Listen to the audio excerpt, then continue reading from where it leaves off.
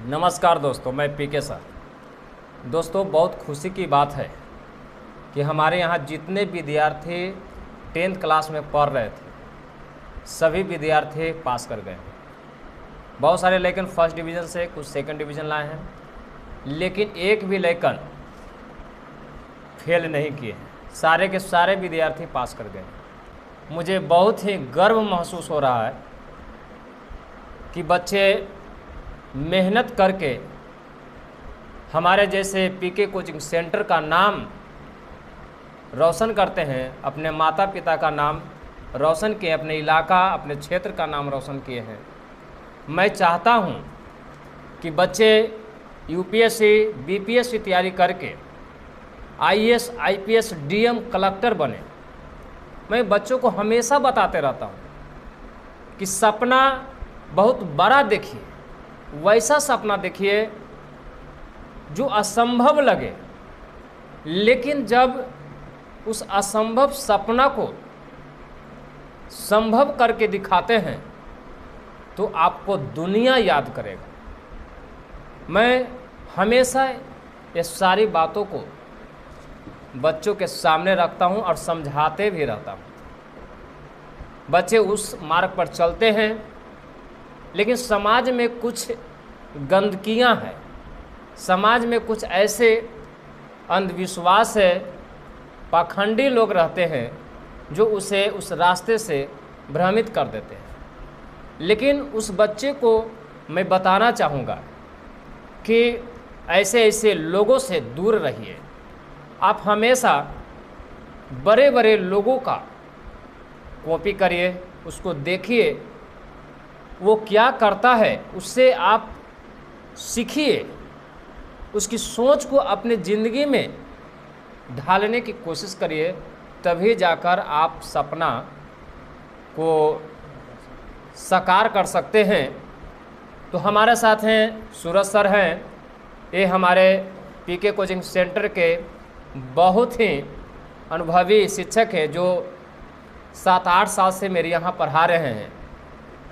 और हम लोग एक साथ, ऐसा नहीं लगता है कि कोई मालिक है या कोई डायरेक्टर है, कोई टीचर है, हम लोग एक साथ भाईचारा बनाकर कोचिंग में पढ़ाते हैं और बच्चों को हमेशा आगे बढ़ने का सलाह देते हैं। सर, यहाँ के जितने भी विद्यार्थी पास किए हैं उस सभी के बारे में सर बताएंगे। अब इनसे भी सूरज सर से सीखिए कि सर क्या कहना चाहते हैं। हेलो गाइस, आज हम पीके कोचिंग सेंटर में बच्चों का परफॉर्मेंस और मेडल का पुरस्कृत किए थे, जिसमें हम लोग देखे कि हर बच्चे के पास अलग अलग परफॉर्मेंस रहा मार्क्स का। और इसे देखते हुए हम लोग का बहुत गर्व हुआ कि चलिए, हम लोग जितना मेहनत किए उस मेहनत का फल हमको मिल गया है।